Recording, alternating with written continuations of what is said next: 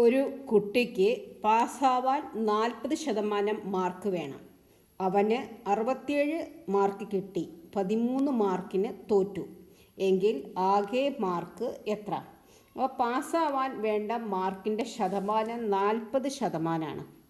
അവന് കിട്ടിയ മാർക്ക് 67. അവൻ 13 മാർക്കിന് തോറ്റു. അപ്പോൾ 13 മാർക്കിന് തോറ്റു വേണ്ടെന്ന് പറഞ്ഞാൽ പാസ്സാവാൻ വേണ്ട മാർക്ക് 67 + 13. 7 3 10 0 ബാലൻസ് 1 6 7 8 80 മാർക്കാണ് അപ്പോൾ വേണ്ടത് അല്ലേ. 67 10 77 77 3 80 മാർക്കാണ് വേണ്ടത്. അത് 40%. 40% കിട്ടിയാൽ പാസ്സാവും. 40% പറഞ്ഞാൽ 80. അപ്പോൾ നമുക്ക് പാസ്സാവാൻ വേണ്ട മാർക്ക് 80. 80 എന്ന് പറഞ്ഞത് 40%. അപ്പോൾ ടോട്ടൽ മാർക്കിനെ നമുക്ക് എക്സ് ആയിട്ട് എടുക്കാം. അപ്പോൾ 40% ഓഫ് ടോട്ടൽ മാർക്ക്.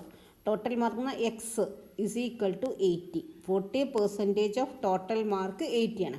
അപ്പോൾ 40/100 into X is equal to 80.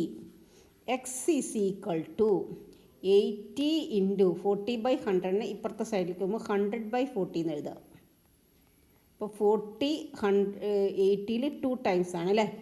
2 × 100 200. അപ്പം ടോട്ടൽ മാർക്ക് 200 ആണ്. Answer is option B.